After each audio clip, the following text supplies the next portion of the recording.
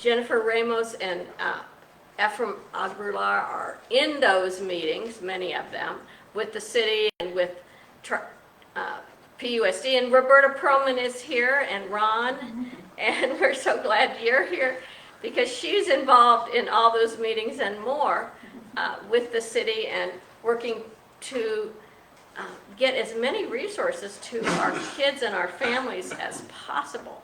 So we work with Tri-City Mental Health and just a whole lot of people.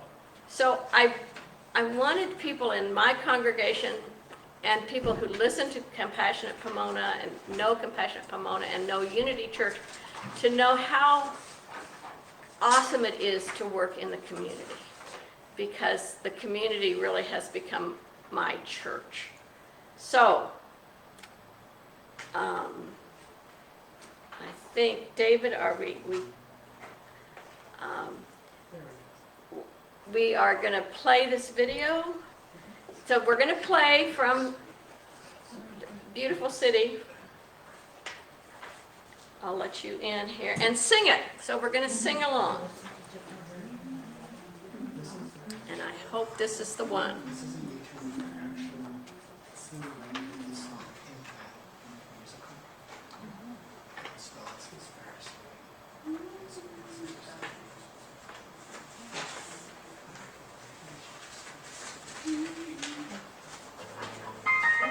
Yes. So get in the mood. Feel the energy. Come sing this sweet rejoicing. Words are in your bulletin. Come sing it on. We're not afraid of voicing all the things we're dreaming of. High and low, and everywhere we go, we can build a beautiful city. Yes, we can. Yes, we can. We can build a beautiful city. Call it out and call it the city of heaven. We don't need alabaster. We don't need rose. We've got a special plaster. Take my hand, I'll take you home. Listen, nations wise, in each other's eyes.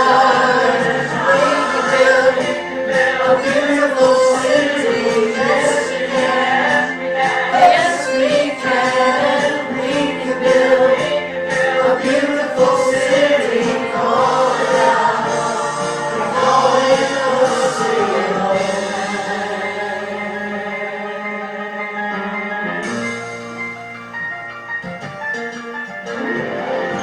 Come sing this sweet rejoicing.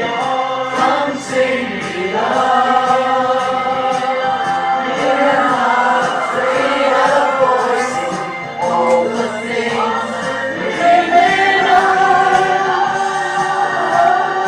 High and low, and everywhere we go, we can build a beautiful city. Yes, we can. Yes, we can. We can build a beautiful city. Call it out and call it the city of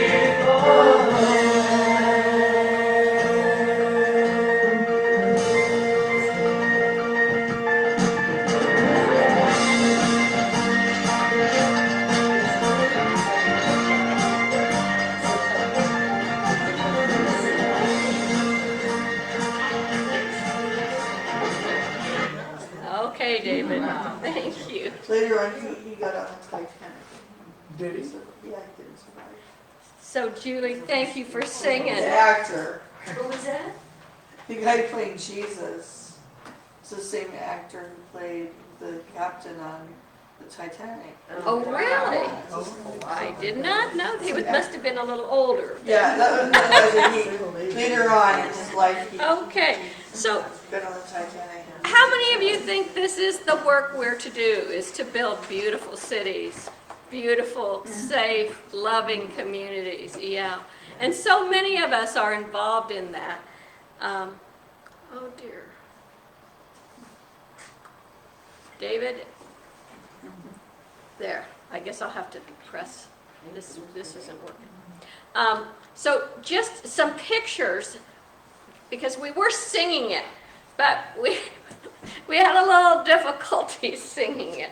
And so these are some of the pictures from PUSD. Some of the work that's been happening in the city that's just really been amazing to build Pomona as a beautiful city.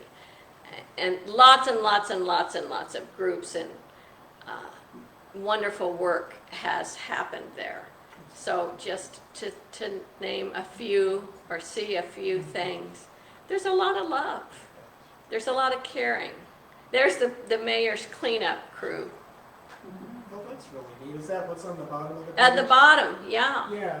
Yeah, he's there with his crew, and they go out, and Don, Catherine's husband, is almost always there, isn't he, Catherine? Yeah, almost every week. So there are so many ways to make a difference, and so many groups that are working, and we are just so blessed to work in a city that really cares so much. So let us take a minute for prayer. In this day and every day, let us hold our families and our children in the love and light of prayer. May they all grow into their divine potential as they are nourished and supported by not only their own families, but by the larger community. May each of us ask for and discover ways that we can help, whether it is by bringing food or clothing, or holding them in prayer, or getting involved in some of the many acts, many works, many groups that are helping our amazing families in the Pomona Valley. May we also hold Venezuela in the light of prayer, and I received this from Unity today. In this sacred moment, we hold the people of Venezuela in the embrace of divine love. We affirm a presence that remains constant in the midst of all uncertainty, instilling courage in every heart, wisdom in every leader, strength in those who come to the aid of others, and comfort in every family. May those who feel fear find calm within themselves. May those who are grieving be surrounded by compassion. Let all people hold each other with kindness. May every act of caring awaken renewed hope and new possibilities. We trust that love is already at work, guiding recovery, restoring communities, and revealing the unwavering spirit that dwells within each being. With grateful hearts, we affirm peace, protection, healing, security, and the serene certainty that divine love is present at all times. And so it is. Amen. And now, let us sing the Lord's Prayer.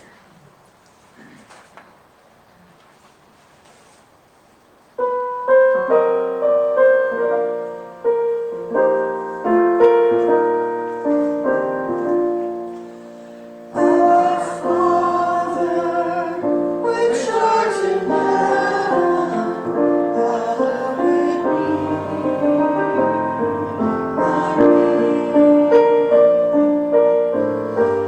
kingdom come, thy will be done on earth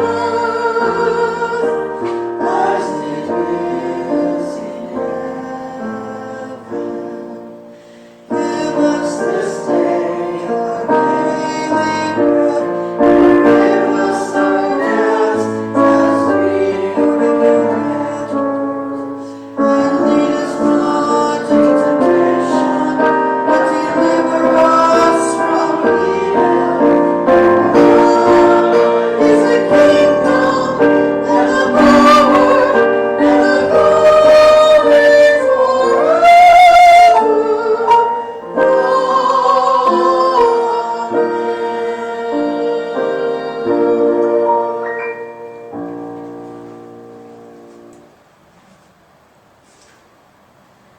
Now it's time for our announcements. I put our announcements in the middle of our service because for me, the things that we do together, whether it's here or in the community, are really critical parts of us. We go within for prayer, meditation, spiritual knowledge, learning, and then we bring it out into the world.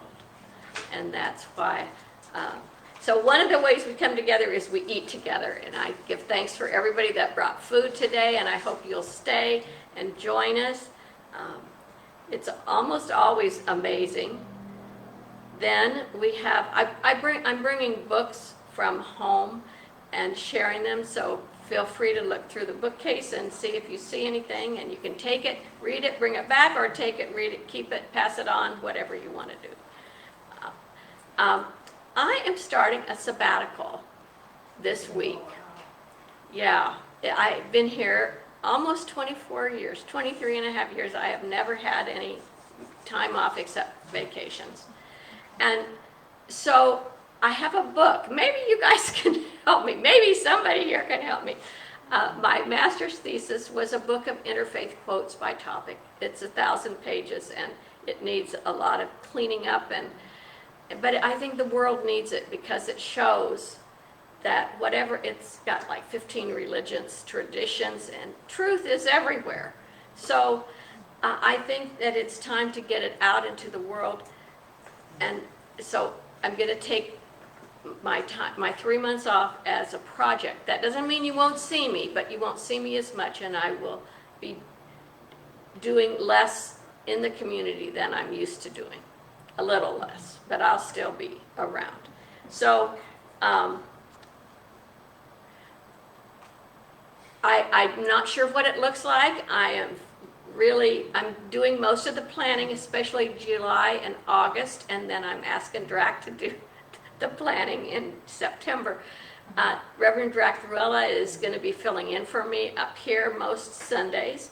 I do want to come to church. I mean, I want to see you guys. So, and I'm going to cut my weekly classes to every other week so that I get to connect and we get to connect, but not as often. Compassionate Pomona, this summer anyway, is going to meet once a month instead of twice a month. And as I said, I'm going to be working with and looking for people to help me with the book. So if anybody has ideas, let me know. So this week, we will have our prayer and meditation class on July 1st, and then not next week. And so it's 3 times this month, every other week. And our book study, which is on Thursdays, this is all on Zoom, will be next week, and then the 2 weeks after that. So once a week, we'll be able to be together on Zoom. And I want to thank people that came. We had a banner workshop this summer for our visitors. Do you like our banners that we have? You know, those are all homemade. We make them, and we do it as a spiritual process of just listening. What are we supposed to deepen in, learn about, and then we get words or images or both, and we put them on fine material. And so it's really a sacred process. And we had a number of people, like 6 or 8 this week, mostly from the Religious Science Church, although Jackie, who swore she did not have another banner in her, and Jackie's our board president here. She made another one. It's finished. We got to bring it up for show and tell. I'm going to have them talk in August about their process, and because it's so. I'm going to be doing it again. I know there's some of you that are sitting here that would like to learn how to do that, and it's fun. So this is the end of the month. I want to thank everybody that came. I want to thank our community members that have come to present and come out to be with the presenters and to be with us as we have talked about a beautiful city, a beloved city. Today's lesson, I'm calling it the kingdom of God, the kingdom of heaven, because it's all the same thing, right? So, and then in July, we are looking at We the People. Who is We the People? The founding, we're celebrating our anniversary of this country. There's a name for it, 250-year anniversary. And so we're looking at the metaphysical vision behind it. Drac's going to present that next week. We're looking at who was included, who was included later, including immigrants, slaves, African Americans, women, Native Americans. You know, how do we all fit into this pot that is such a beautiful mix? So that's going to be July, and Reverend Dr. Richard Rose is having an American Independence teach-in at Prim AME Church on the 11th, Saturday the 11th, from 9 a.m. till 3, and it sounds really, it's looking at a lot of the same questions that we're going to be talking about here. And then also on the 11th, there is a blood drive at St. Paul's Episcopal Church, and Joan, you have a blood drive coming at Temple Beth Israel? Correct, on July 1st, Wednesday. On this Wednesday? This coming Wednesday, And 9:30 to 2:30. What time? 9:30 to 2:30. 9:30 to 2:30, and you put some flyers back on our table. So if anybody can give blood, I guess there must be a great need since, yeah. Yes. Okay, so thank you for coming and for letting us know about that, Joan. Well, thank you for announcing it. Yes, I like to let people know what's happening in our community, absolutely. And then we do a lot of collections here. We collect non-perishable food for Claremont UCC Church to give to residents who no longer can work due to threat of ICE. And I don't know if we've had any donations lately, but that basket is at the back of the church. And Ruth is back with us, who is our taker connection to the UCC Church. And then we also collect school supplies and clothing and backpacks and lunch boxes for Emerson Community School and for Pomona's community schools. So probably we'll get that up and going more towards school starting. So now we know that everything that we have, everything in the world comes from the one, and let us share our affirmation that is on the screen together. Divine love through me blesses and multiplies all I am, all I give, all I do, and all that I receive. And if anyone would like to donate to our church and all that we do,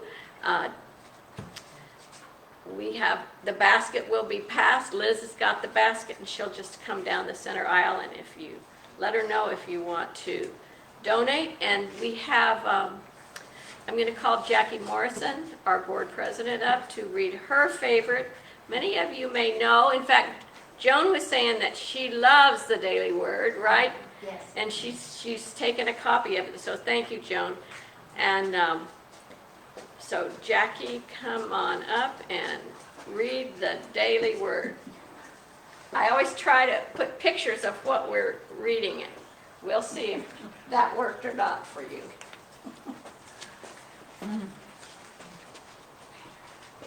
Good morning. Good morning. The word for today is connection, and that fits in very nicely with what Jan's been talking about, don't you think? Yes. I share a connection to all living things. Together. I share a connection with all living things. I share a connection with the human family, the world's creatures, and the universe itself. I am reminded of the words of astronomer Carl Sagan, who wrote, "The cosmos is within us. If we are made of star stuff, we are a way for the universe to know itself." That seems humorous to me to think of, but we're made of star stuff. Yes, we are. I affirm this cosmic connection and more. I feel I am a part of everything and connected with everyone through the indwelling presence that unites us in God.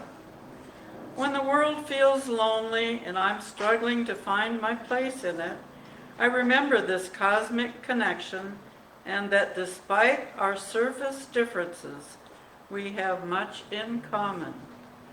I value my connection with others and seek to make new ones. I treasure these relationships and celebrate our oneness in God. And from 1 Thessalonians 5:11, therefore encourage one another and build up each other, as indeed you are doing.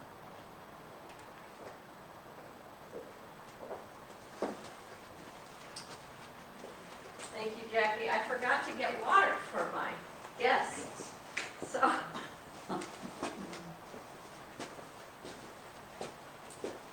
Here, Jennifer. Thank you so much. Yes, so sorry.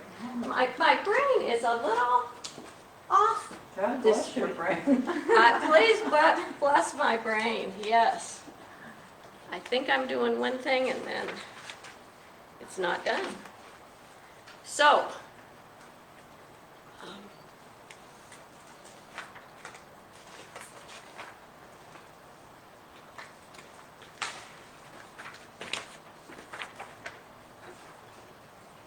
so we are going to sing a song that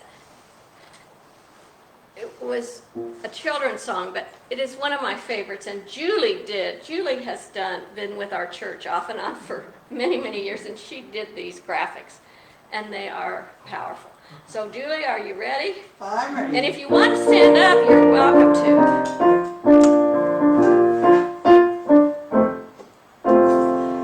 The very middle, you're a lot like me, a shining personality. The clothes and the skins are just a covering. In the very middle, you're a lot like me.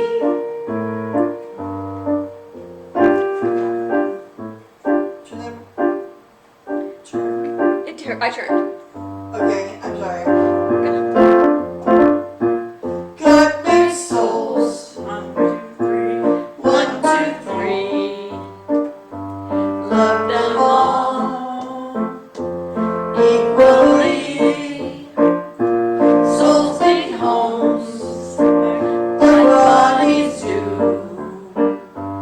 One got me, one got you.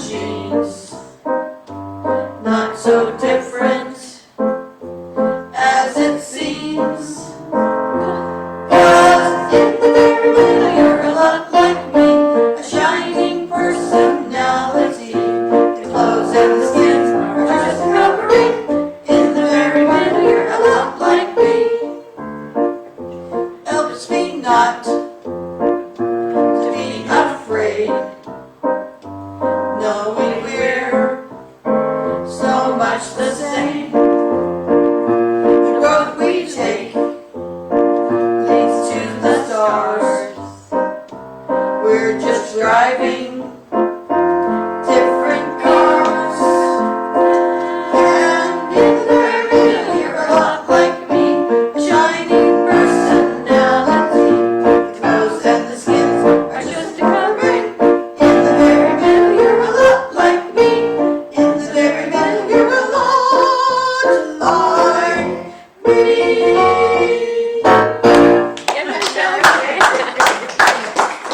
Is it true? Yes. Yes, Okay. Did you like it? yes. Yeah. It It's was fun. kinda silly, but silly is good. Silly is fun. I It think really we should is. start our catchy meeting singing this song. Yeah.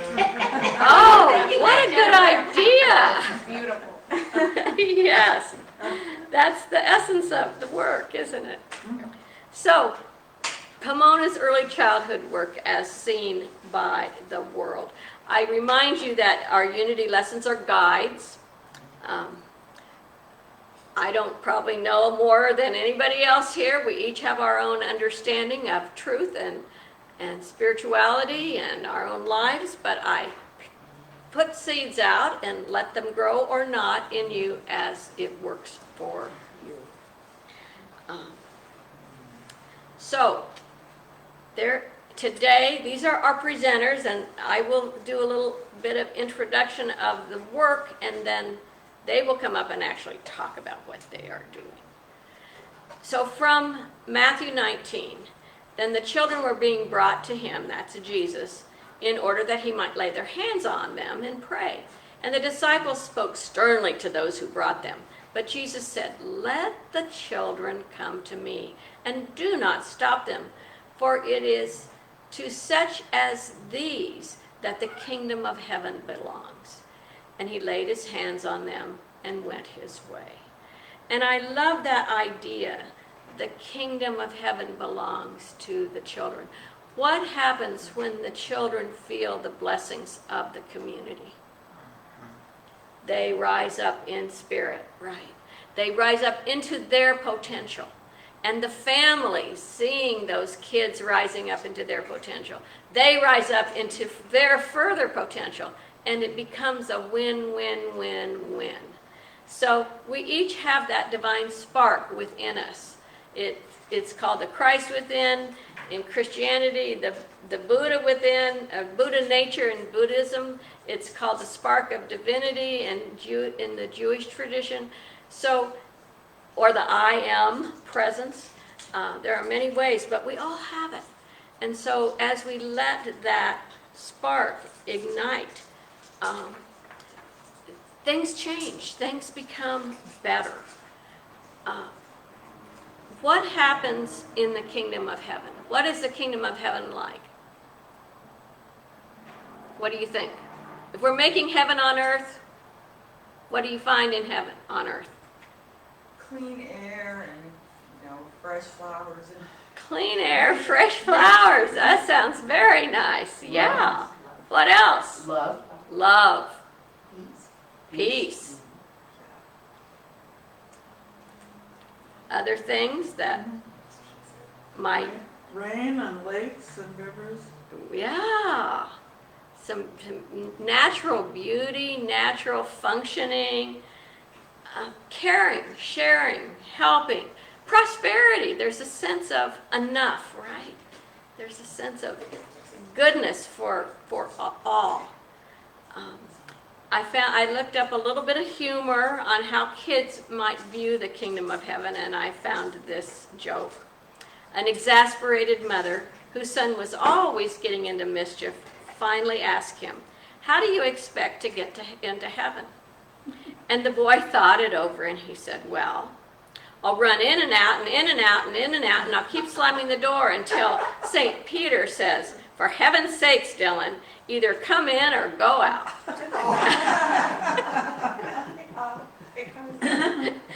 And I think, adults can learn from that story because, you know, we intend to create this beautiful city, this loving community, the beloved community of Martin Luther King.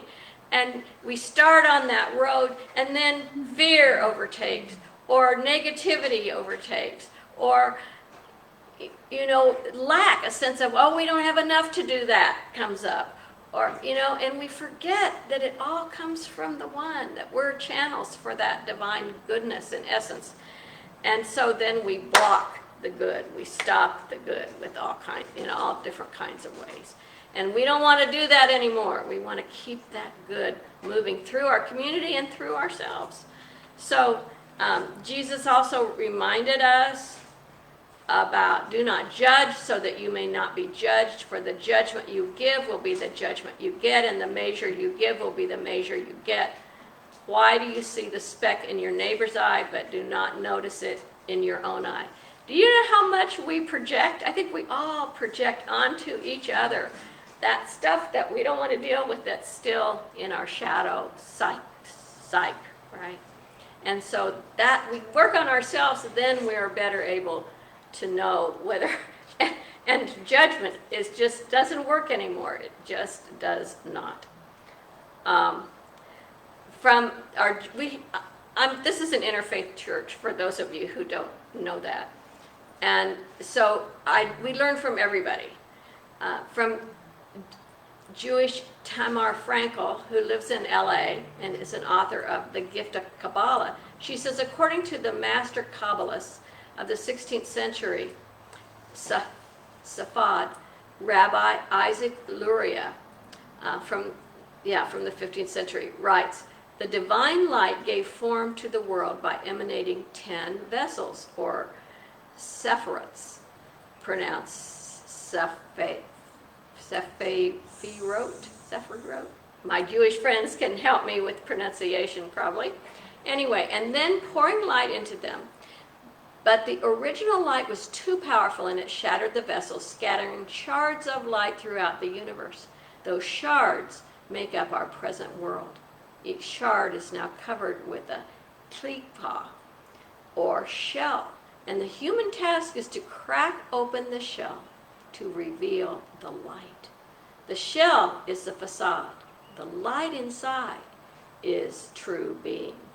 On the human level, the shell is our persona, or ego, the front we show to the world. The light inside is our soul, our unique refraction of the divine image. I love that. Do you like that? I mean, if we can just see that the light is everywhere. In fact, it fits with seeing the oneness from the daily word reading today, because we are all connected. We are all light.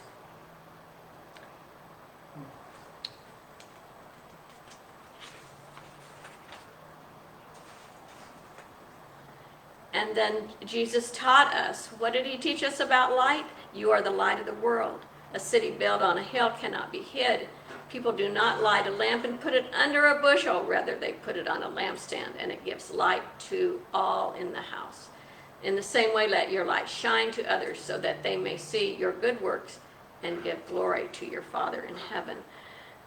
Our light needs to shine. Some weeks, some days, you know, my light dims down. But when I get into community work, you guys find it? When you're doing something that you feel is important, the light comes out. The light motivates us, gives us energy. And anyway, that's how it works for me. Our Unity co-founder was Charles Fillmore. And he talks about how we are all chosen of God to go bear fruit. We each have unique gifts, and we each have things that the world needs us to do while we are here in this form. And if we don't do them, they don't get done. So it's really important that we listen to that still small voice within and do what we have come here to do. And we can play a role in building the beautiful city, the beloved city, the kingdom of heaven here on earth. Our Muslim friends, remind us the mystic seeks God both within and without. He recognizes God both in unity and variety. And as a gardener, I know I like to have many plants in my garden.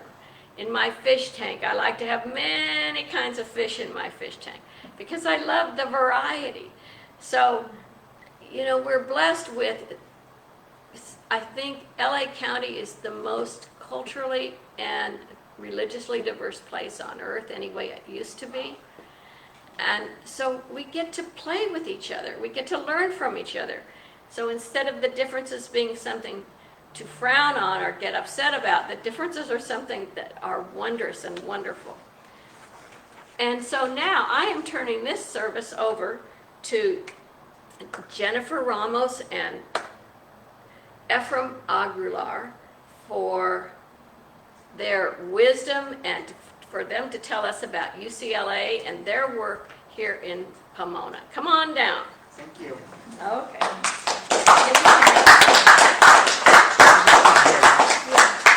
Can we stand here? Yeah, you don't mind if we stand here, do you? We can Well, the hear us? microphone to the Oh, people live- won't see you. The live. Yeah. It's a cast. live, I'm sorry, it would be nice to do that, but then the people on, yeah. Okay, we'll project. We'll project Yes. for you guys. Let us know if we're talking too softly, though. Okay. And then, yeah, and hopefully the live stream will catch us. Yeah. Okay, so Yes. before we say anything, just want to really say thank you for inviting us to talk about what we're doing and the work that we're engaged in. It's really incredible to see the roots of the flourishing that we've been noticing in our research, and so we know that you all are part of it, and this goes for a long time. So thank you for all of that. Do you have any opening words you want to say? No, thank you again for the invitation.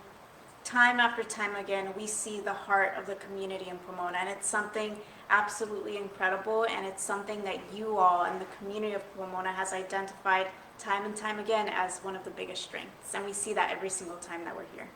Yeah, so we figure we can break up our discussion in two parts, maybe three parts, it depends on how we do it. So I'll just give a little bit of I'll try to keep it very brief on why we're working in Pomona. And then Jennifer can explain what we're doing in Pomona. And then I'll talk about the impact of what's happening here, both nationally and globally, because we have a lot of eyes on Pomona right now. Okay, so the reason why we're here, and I know that that Linda Lowry's somewhere watching. We send our best to her. But in fact, it was meeting with Linda Lowry allowed us to actually begin our work here in Pomona. So there was going to be a thing called the National Children's Study. It started under, I think, under the George Bush Senior, and then during Obama's term, George Bush, W, the second, George Bush, and then under Obama's term is when it started moving. I was the lead geographer.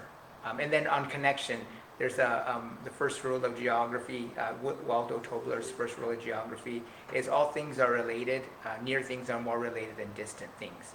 So it's just interesting that your connection it relates to like the geography stuff that I do. So Pomona was going to be one of the places where the United States government was going to invest in studying for 20 years. All environments of development, the chemical environments, their social environments, their built environments, and examining their impact on health and development. And I was the lead geographer, so I was going to study that. And I thought, oh, that's very cool. And then it was going to be a random selection. So I was leading the selection of the random selection. And Pomona was one of the places of the 14 that we were going to study was selected. So I started really looking at Pomona. In my life, I've been a geographer for a while. I worked in philanthropy, and in around the year 2004, I helped First 5 LA, which is a large quasi-governmental funder for early childhood, through a process to identify a new funding strategy, which is do place-based investments. And that's because every time we developed a project and we want to invest in geographies, we'd work with different researchers, they had different methodologies, and then the same communities kept coming up, despite the methodologies being different, the data being different, the focus is different. That means that sometimes something fundamental is happening in certain geographies that needed help. And so when I did that, it would dedicate like close to $1 billion in funding, but Pomona wasn't on the list. And then when Pomona was selected, I started learning more about it, and I realized, oh well, this should have been a place where we were looking. We should have been doing stuff here. And so part of our dedication, because we've been here when there is money, we've been here when there has not been money. It's because it's a little bit like penance to make up for the mistake. When I had a chance to direct funding, I didn't direct it towards Pomona. But so far we've generated over, I don't even know now, millions of dollars into Pomona to conduct this work. So and we're going to continue. So we're still studying. So that's why we're here. Now Jennifer will explain. And then one of the things that we use, we have these measures, population measures, because we are rigorous scientists, and we looked at environmental conditions and their impact on human development. And despite having a lot of the negative conditions that communities face, Pomona has some really wonderful health outcomes. And that's what was missing in the first analysis, is because we weren't recognizing the great stuff that's happening that goes above and beyond the simple socioeconomic predictions that models that you would make. So that means that despite some of the difficult conditions in Pomona, you have some of the best neighborhoods to raise kids. You wouldn't know that had you not looked at the data in that new way. So Jennifer, why don't you talk about what we're doing? Of course. Hello everyone again, my name is Jennifer. I'm the Knowledge to Action Coordinator with the UCLA Center for Healthier Children, Families, and Communities, and we lead what's called the Accelerator. So with the Accelerator, it's really understanding what the ecosystem in Pomona looks like. Who knows what ecosystem means? When I say ecosystem, who understands what that means? Most people don't. So when we say ecosystem, we're really talking about anything and everything that impacts families, young children, community, everyone and everything in Pomona. We're talking about the infrastructure. We're talking about the education sector, the child welfare sector, business sector, city. So it's everyone and everything. So when we're talking about ecosystem, one of the first things that we needed to do, right, first in recognizing that we're outsiders, is understand what the ecosystem of Pomona looked like, what it was, where were the strengths, what were the barriers experienced by all of you. And we did that through measures, right? So we started looking at the National Neighborhood Equity Index, which we call NNEI. That's census level data, so it's collected by the census, and we look at equity barriers experienced by community, by families. Then we have our early development instrument. That's the EDI. That one is a kindergarten teacher collected survey for every public school in Pomona, part of PUSC. So that one looks at the percentage of children on vulnerable trajectories. So we get the percentages on there. And we can see how well children are doing, and it's neighborhood level data, so by neighborhood. So it's interesting because when we get the NNEI and then we get the EDI, we combine them, and then we have something that we call resilience data. And resilience data is really cool because what you would expect is that when you have neighborhoods that have high levels of equity barriers, then you expect the percentage of children with vulnerable trajectories to also be high, right? But that's not always the case. In fact, in Pomona, something beautiful is happening, and we categorize it with the color shade of blue, right? Areas of resilience are this beautiful shade of blue, that despite the high number of equity barriers, we see children thriving. Something is working, and we need to figure out what. So many times, we have institutions come into communities and they extract data, they extract stories. So we knew that firsthand, in understanding what Pomona was like, it was understanding the stories and the experiences that you all had from your perspectives and acknowledging that you all are the experts of the field. So we did these through data chats. That was one of the first things we did after doing interviews with both city officials, program directors, program providers, and community, parents, residents, everyone. So then we dived into the data chats. And it was really understanding the data from your perspective, because we know data can only tell us so much. We have half of the story from data itself, and then half of the other story from those lived experiences. So when you combine them, it really helps paint the full picture. And we uncovered a lot. I mean, one of the biggest issues in Pomona are housing, right? getting families affordable housing, all the issues that come with housing. And yet some of the biggest strengths are the networks within Pomona. The networks that exist within families, within neighbors is absolutely incredible. PUSD came up time and time after again as being a trusted source among parents and kids, right? Because they have services, they have programs that parents just gravitate towards. But they also have relationships. Mhm. They're in community working with parents. Exactly, which is part of that network that exists. And yet, one of, again, the barriers that we also noticed was that everything was kind of siloed and disconnected. Parents were like, yeah, we know there are resources, we just don't know how to get to them. So through this process, we've also consistently reflected and thinking about who are we missing at the table. And oddly enough, one of the groups that keeps on coming up are faith-based communities and organizations. So if you all want to get involved in what we're doing, now is the opportunity to do so with that background about what we're doing. Yeah, so now, because it's rigorous research that we're doing, a lot of folks have been noticing some trends nationally. And this is a hard one to deal with, because Dr. Perlman knows she's been in the biz for a long time, like I have been in the biz for a long time. And I'll be very frank, we're failing. We're failing kids. Our colleague, Dr. Halfon, and Dr. Oh man, I'm blanking his name. He works at the University of Pennsylvania. Chris Forrest, sorry. I'm working on a book with them, so it's even embarrassing that I missed his name.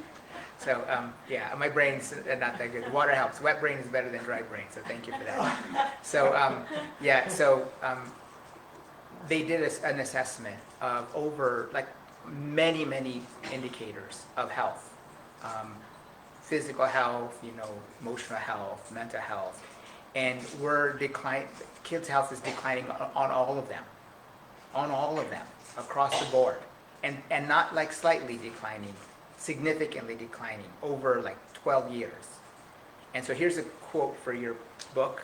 You're working on some quotes. I have a quote for you. Dr. Russell Eckhoff. Part of our work too is in systems dynamic, applied systems theory. So I'm a nerd, but this guy has a quote here.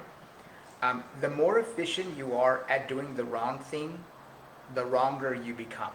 Wow. Okay? Yeah. It is much better to do the right thing wronger than to do the wrong thing righter. Okay?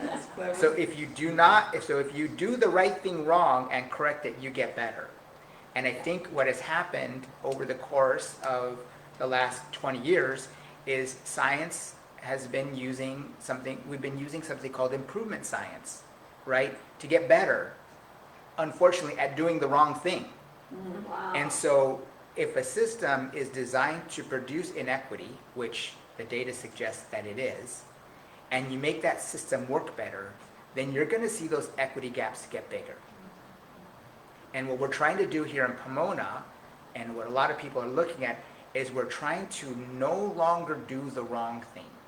To allow, and so I work at UCLA.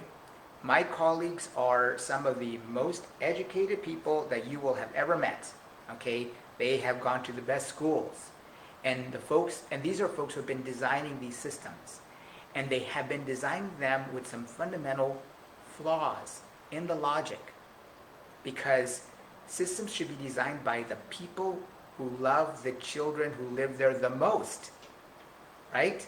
So the Pomonans should be the ones leading the redesign and the transformation of the system. And that's what we're trying to do here. We're trying to bring you the tools to redesign your systems to produce the outcomes that you want. Okay? And then I get lucky because, again, I'm a big nerd and people recognize me as being a nerd. I get to go all over the place now. Pomona, we were invited. This group called the World Health Organization and UNICEF and UNESCO, they got together. They're part of something called the Early Childhood Development Action Network, ECDAN. And they were looking at practitioners of system science and applied systems theory, and they were looking for the best of them globally, and they found us. They found you guys. And so they invited me and Tim Sandoval, your mayor. We presented to the world what's happening in Pomona. So people in Indonesia are interested in what's going on here, all over the place, okay? And then recently, I was invited because now they're making these new measures. The National Academies of Sciences are trying to develop a new measure of early relational health. And they said, well, we need to talk to you guys because you guys have a different methods of using data and using community in different ways. So just having a measure is not good enough. What are you using it for? Why are you going to use it? Who's going to use it? What's your interpretation process? And so that's what so there's a lot of people looking at Pomona. And then in California, Alameda County just passed something called Measure C. We know that Pomona has this Measure Y, Measure Z. Alameda passed Measure C, and they're raising over $1 billion, and they're trying to figure out what to do with it. And one of the first things they said is, we want to come down and talk to what's going on in Pomona. So Pomona's hosting them to talk about the work that you're doing here. It's really critical. It's because we recognize that we've been doing the wrong things right. And we got to stop doing that, okay? We can entertain all sorts of questions, but we want to thank you. If you want to be involved, if you want to learn the tools, our measurement approach, the engagement tools, how to host conversations around the data, we would love to invite you and train you. With this new project, the Hilton Foundation and the California Community Foundation have both invested around $4.1 million in Pomona, we're in implementation now, and we're developing these 3 task forces: one on early learning environments, one on healthy development, and one on strengthening families. So if you want to participate in any of those, we need to work with people throughout the community to do those. We need to provide tools and training for them. We have people to help train you on being a bit better stewards of not only the resources, but also the knowledge, the content, and how you then take it and use it to help your community inform it. Because what our data have told us is that some cool things happened in some areas of Pomona that are under distress. But what the data do not tell us is how that resilience manifested. Despite COVID, despite, things that just happen because life is life. Yeah. The only people that can tell us how resilience manifested is you guys. Right? And so engaging with you, learning more about it, this is the thing that we would like to invite you to participate with and help us with. We work very closely with you. We see Dr. Perlman in rooms all the time. We see Reverend Chase in rooms all the time. So we do appreciate your commitment. We love it. It's beautiful. It gives us energy to continue. This work is really, really hard. It has aged me. I'm only 26 years old.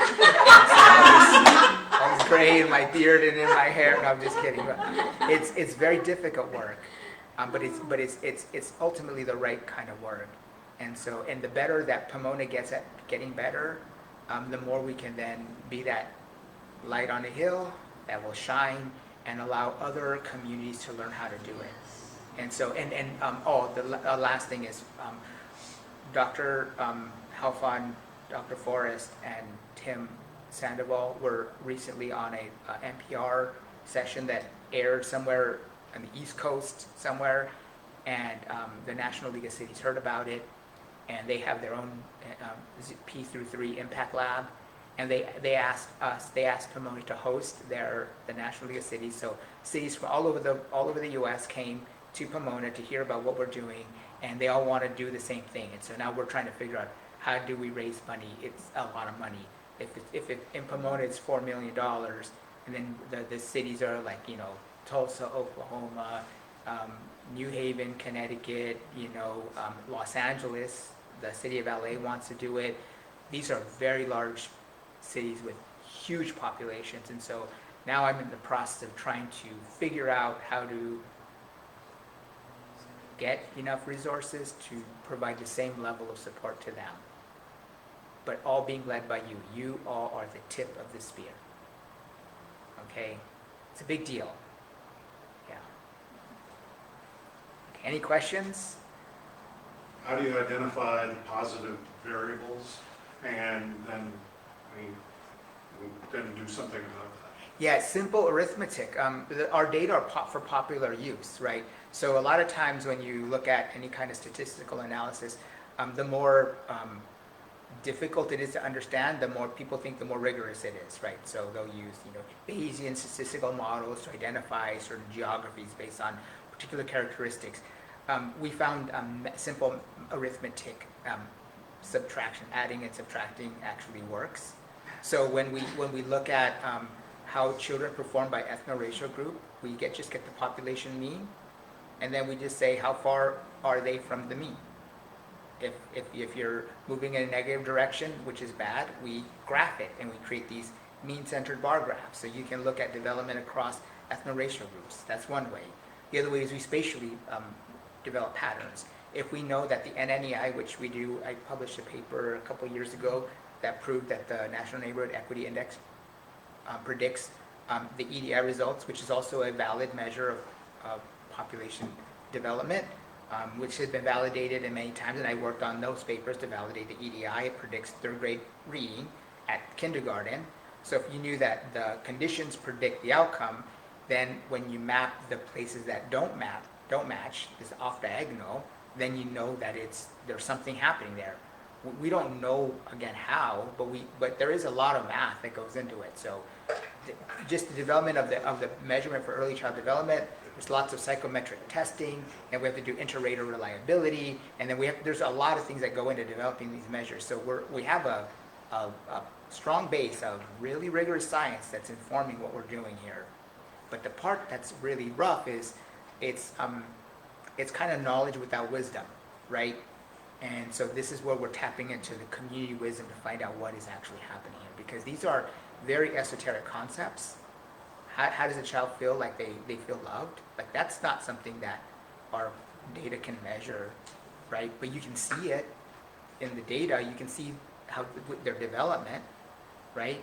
And so that's what we're trying to figure out. How do you do that? And that's why what's happened after COVID, there was much more areas of resilience before COVID, meaning your kids were very, very resilient. But after COVID happened, only one of the neighborhoods maintained that positive deviance, which means that the kids were resilient, but the systems were not resilient. They could not handle that shock, right? And as a result, health has declined. Socioeconomic conditions have gotten worse in Pomona from the period where we did it before COVID and then after COVID. And then what's happening is families are being pushed into moving into tighter living circumstances, moving out of where they're living into other places where they're moving into multiple families are moving into apartments so they can stay in Pomona. One parent, it sticks with us, she said it's so hard to hear, but she said it, these tabletop conversations that she has with her husband, who's telling her it's time to move out of Pomona because we can't afford it anymore. And her response is, why move out of the ghetto where we know everybody to a ghetto where we don't know anybody? You know, that is real. And these are families are struggling to stay in Pomona. And that side of it, we don't know unless we have those conversations. I mean, these data engagement pieces are what we call data chats, and we sit down with communities, different groups, and we look at the data. We look at the 3 maps. We start questioning, what patterns do you all see and why? What are some of the barriers you experience, especially in the neighborhoods, you know, where we do see that blue, but sometimes we do see high levels of equity barriers, you know, just outperforming everything. And so what are those? So those conversations are also necessary to make sense of the numbers. And we have posters that we can bring to you all to have a data chat in the box for you all to have it, to have conversation on what you think is predicting it. We can totally do that. The posters have already been made. Andrea has it. They're actually in my her car. office. They're in my car. Right now they're in your They're car? in my car right now. Oh, wow, maybe she can bring it out during while Yeah. we get food. But yeah, so that's what we're working on. That's what we're trying to do. A lot of here's the thing too, and this is a last thing. It's a form of a gratitude. Okay, so thank you, because there are people that you will never know, that don't even know you have ever existed, who you are going to fundamentally change their lives. Okay, and so thank you so much. When we're able to share with what's happening in Pomona to other communities, it enlivens them, because we're all trying to do the right thing. We're all, every community in the world is a laboratory of innovation, and people are testing different things, and they just don't have the right measurement tools to find out whether or not they hit gold or not. Before we did the analysis, most of the narratives around Pomona are all about the bad things that happen in Pomona, right? You guys didn't know that you hit gold in certain geographies, in certain neighborhoods in Pomona. And so that's so thank you for that, because the more you engage, the more deeply we have your support, your commitment to continue the work, the better it's going to be for humanity.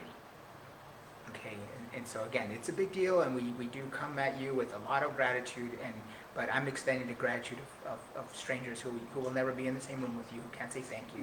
So I'm saying it on behalf of them. Thank you very much. So- We have a question. Oh, good. Question or comment? Yeah, questions. I wanted to make a comment. Yeah. Okay. And maybe a little bit of a question, but, first of all, the work you are doing on behalf of UCLA, but maybe it's a little more personal than that, because I don't know how many years you've been working with the school district and with the city,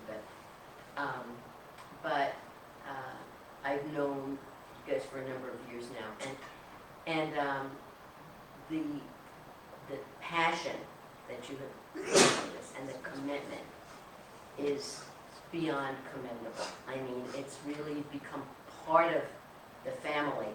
Yeah. Here, because that's what it's going to take. Okay, that's what it takes, and you guys recognize that. So I'm just so appreciative of the work that you've done and on behalf of UCLA. But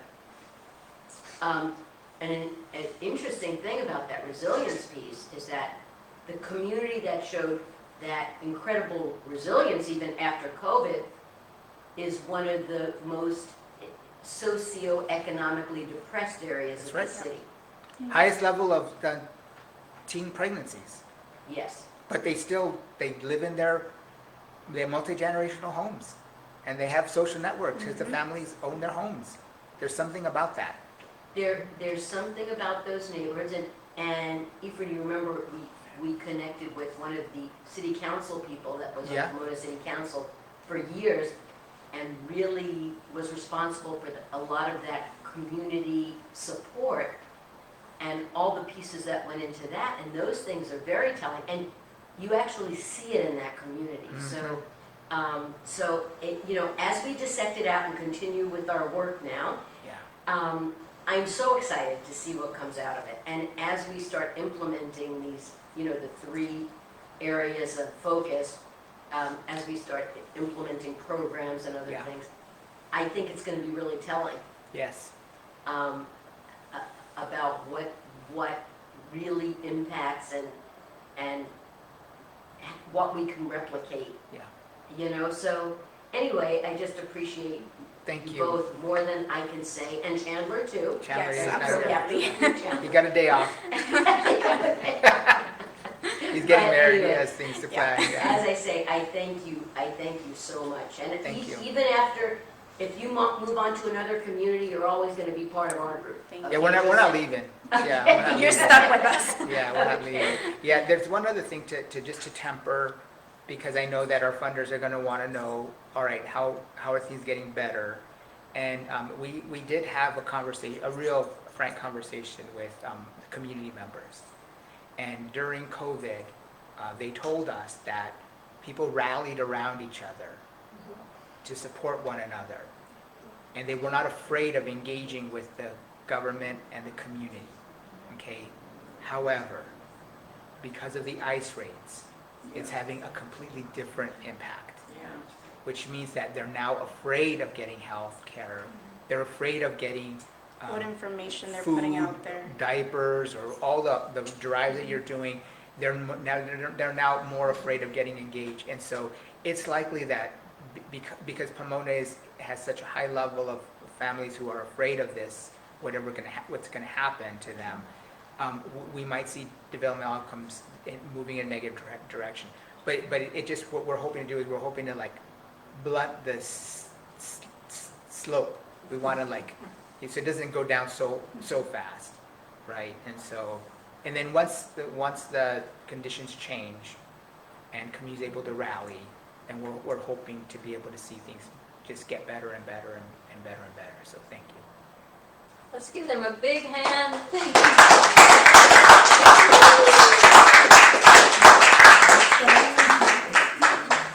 You're welcome back anytime. Too bad you don't I know. Oh, no, they come out whenever you call, Jen. Yeah. Well, and they're here a lot. I know more about Pomona than my hometown. Yeah, so Julie, we look for your music. Okay. We'll leave that here. This is a Keenan Variations by something Hewitt. James Hewitt. He is an Englishman who immigrated to the United States, and he taught lessons. He was a publisher, and he sold instruments like all of the early American composers. And just a little history on Yankee Doodle. The original tune that we know as Yankee Doodle was actually called Lucy Locket. And people used to wear a pocket, and they would wear pockets. It was like a separate kind of garment. And she had lost her locket, and it was a kind of a risque double entendre. Calling somebody a Lucy Locket would have been it was kind of an insulting thing. And of course, the words for Yankee Doodle, there were many, many different broadsides that were published that had, they were mocking the would-be coming Americans.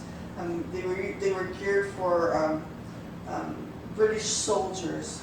And nobody really knows exactly where the term Yankee Doodle comes from, but there's a couple of philosophies or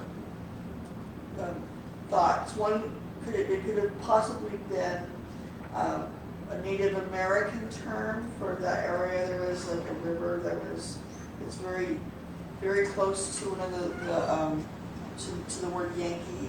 And also, there were a lot of Dutch immigrants, and the really common name is Jan, and they were all dairy farmers, so Jan cheese, so Yankees was kind of, it was a way of poking fun at somebody's name and their professor, and or their profession.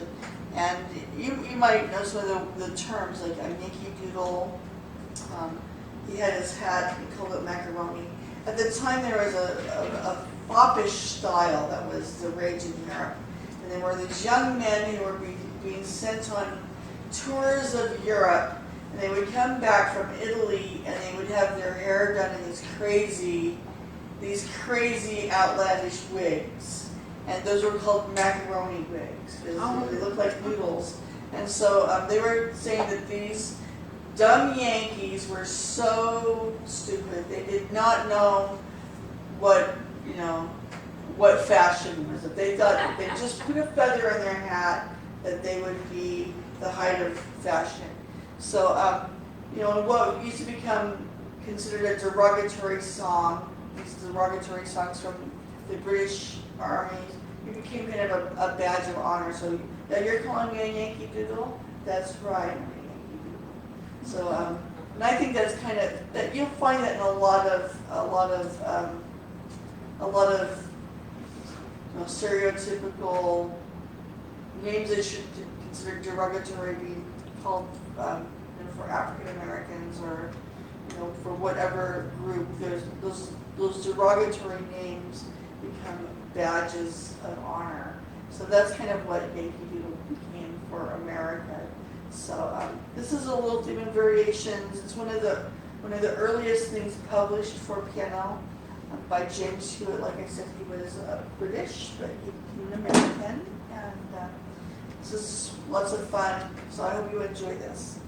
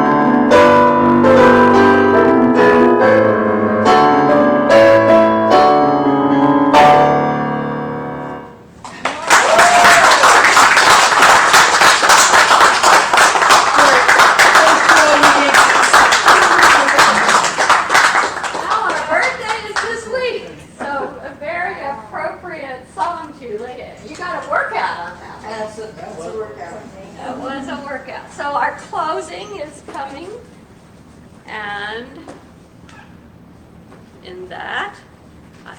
Go up. I invite us to share our prayer for protection together. The light of God surrounds us. The love of God enfolds us. The power of God protects us. The presence of God watches over us. Wherever we are, God is, and all is well. And now let us stand, if you can, to sing the peace song.